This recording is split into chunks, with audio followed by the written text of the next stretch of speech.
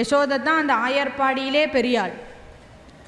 அவளிடத்தில் போய் 2 கையையும் காட்டி இதில் எது வலது கை எது இடது கை, சரியா தமிழில் சொல்லணும்னா எது ரைட் ஹேண்ட் எது லெஃப்ட் ஹேண்ட் அப்படின்னு கேட்டோம்னா அவள் என்ன பண்ணுவாளா, 2 கையும் பார்த்துட்டு 2த்துல ஏதோ ஒன்று போ அப்படின்னு. ஏன்னா தெரியாதான் அவளுக்கு, இடக்கை வலக்கை தெரியாத அனாச்சார பிரச்சுவைன்னு எழுதுறான்.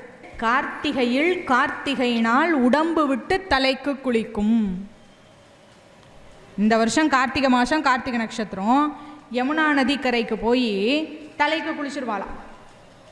தலைக்கு குளிச்சுட்டா அடுத்த வருஷம் கார்த்திகை மாதம் கார்த்திகை நட்சத்திரத்தில் போய் யமுனையில், போன வருஷமே தலைக்கு குளிச்சிட்டோம் அதனால் இந்த வாட்டி மேலுக்கு மட்டும் குளிச்சுட்டு வந்துடலான்னு குளிச்சுட்டு வந்துடுவோம். எதுக்கு சொல்கிறேன்னா, இப்படி இருந்தவளிடத்திலே அவனிடத்திலே பிரியமாக இருந்தான் எம்பெருமான்.